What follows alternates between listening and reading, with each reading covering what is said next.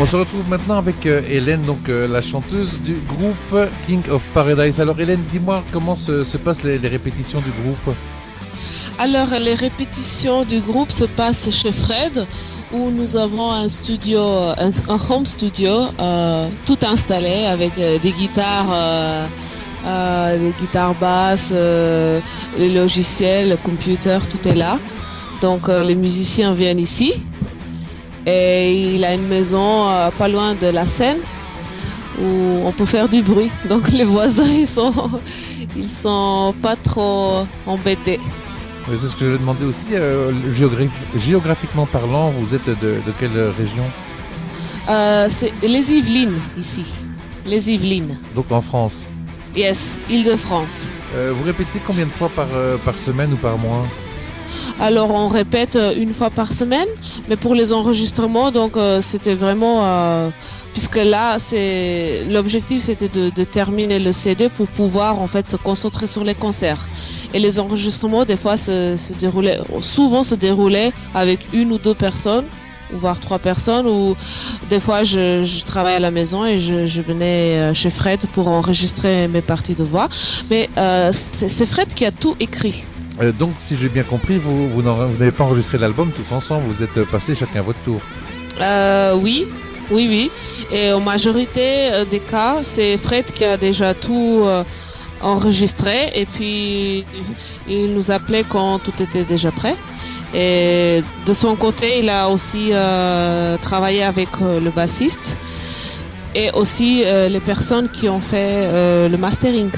Donc c'est tout lui qui a géré. Je recevais en fait chez moi les textes, je regardais, j'apprenais et quand j'apprenais des fois pas trop parce que c'est sur place qu'il me montrait la ligne mélodique et j'enregistrais tout de suite. On va un petit peu demander au chef d'orchestre alors comment il a réussi à orchestrer ça. Le maestro. Oui, le maestro. Voilà, alors monsieur Fred, explique-moi un petit peu par rapport donc à ces enregistrements. D'abord, qui a composé les paroles et les musiques? Alors en fait, les musiques tout part d'un riff de guitare ou une ambiance de synthétiseur, un son, voilà, ça part de là. Et après, je brode tout autour, c'est-à-dire j'essaye de trouver les mélodies, je les arrange. Après, la basse vient se greffer dessus, les parties batterie, le peaufinement et après les voix. Donc les paroles, après avoir fait les chansons, j'ai composé les paroles. Donc essentiellement en anglais, tout à fait en anglais d'ailleurs.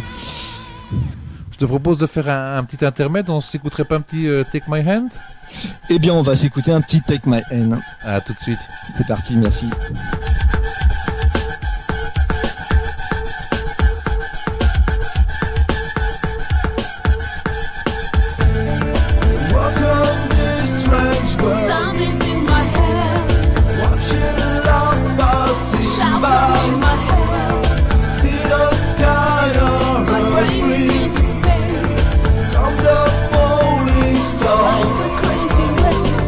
Just a tune of silence.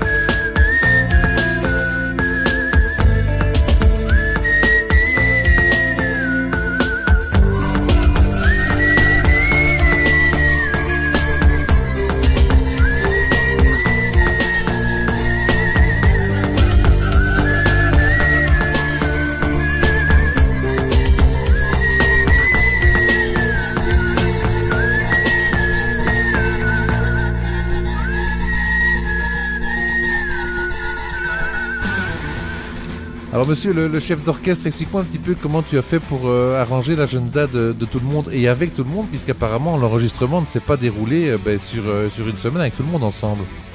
Alors en fait, le projet qui date de 4 ans au niveau des compositions musicales a pris forme en octobre 2010, donc avec vraiment une base de départ musicale. J'ai travaillé avec le bassiste pour pouvoir mettre en forme toute la partie instrument. En août 2011, Hélène m'a rejoint et dans la foulée, Claire. Donc tu as pris directement Hélène et Claire directement donc pour l'enregistrement. Oui, exactement. Elles avaient plus qu'à poser pratiquement leur voix et on a travaillé essentiellement pendant 6 mois sur les voix. Alors après avoir fait les enregistrements, vous avez trouvé un producteur pour sortir votre CD ? Alors eh bien non, on a choisi l'option de faire notre CD par nous-mêmes. Et on a fait 1000 CD pour essentiellement être distribués sur les radios, les maisons de disques et les fanzines. Donc on est en vente sur un site de téléchargement qui s'appelle Bandcamp. Et donc voilà, on a préféré choisir l'option internet et je dirais le web pour pouvoir nous faire connaître. Donc vous avez réalisé le CD donc en CD uniquement pour la promotion. Exactement. Quel est le dessinateur, le constructeur de votre pochette, parce qu'elle est quand même assez originale aussi? Alors c'est moi qui l'ai faite. Et le métro aussi? Oui. Alors le métro, en fin de compte, c'est un tableau. C'est un tableau que j'ai fait qui fait 1m20 par 80 en peinture à l'huile. Et en fin de compte, c'est tiré d'une photo qui a été faite lors d'un voyage à Berlin dans le métro. J'ai pris cette photo, je l'ai retravaillée et je l'ai faite en peinture. Et la peinture, je l'ai pris en photo et ce qui a donné la pochette arrière. Donc si un jour tu arrêtes la musique, tu continueras la peinture? Oui, certainement. Ouais, bien que la musique me prenne beaucoup de temps et que là j'ai un peu freiné les activités de peintre, on va dire. J'ai pas mal de tableaux qui sont encore en friche à finir et c'est un peu dommage parce que de la vie générale des gens c'est pas mal. Je suppose que vous avez tous un emploi à côté de la musique. Oui, on a tous un job. Quel est ton job par exemple? Alors moi je suis assimilé fonctionnaire, je travaille sur la scène où je suis rentré il y a 20 ans comme électricien et à l'heure actuelle je m'occupe de faire des dossiers pour tout ce qui concerne la sécurité en électricité, amiante. Moins passionnant je suppose que la musique? Je ne répondrai pas à cette question. Qu'est-ce qu'on va s'écouter? Il adore son job. C'est le rêve. Bon, on va revenir à la musique du groupe. Qu'est-ce que tu as envie qu'on s'écoute maintenant? Eh bien, on va s'écouter un petit Real of Senses. C'est une chanson qui a été créée par Fred Dunn. Oui, on va arrêter. C'est une chanson qui a été créée après avoir visionné le film L'Empire des Sens, qui est un film des japonais des années 1970, assez sulfureux à l'époque et qui avait subi la censure et qui a été diffusé en France.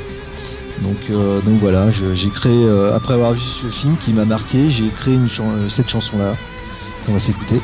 Ah bien on l'écoute, à tout de suite. À tout de suite.